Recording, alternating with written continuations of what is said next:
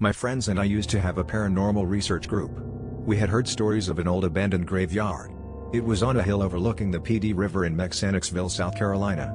It had been owned by a church that later burned down and was relocated. Most of the graves were sunken and most of the tombstones were broken or gone outright.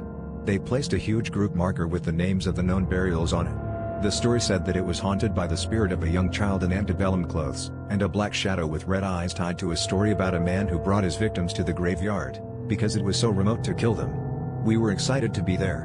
When we arrived, the first thing we noticed, it was pitch black there. It was so dark you couldn't see your hand in front of your face. My friend's girlfriend refused to leave the car.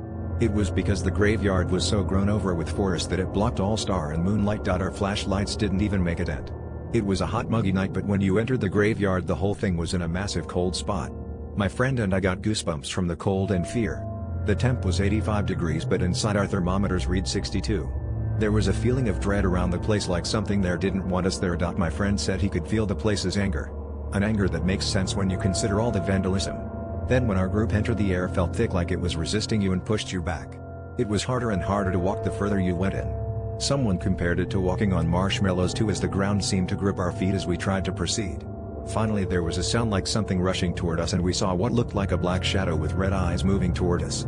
We all froze up at first. Then as the shadow seemed to grow in size, radiating a dark anger, we ran out of there. Then it was like the trees themselves were against us. It felt like they closed in and gripped at our clothes, holding on as we tried to leave. We finally made it out, and when we went to leave, one of the car's batteries was dead, though it was only months old, like something had drained it.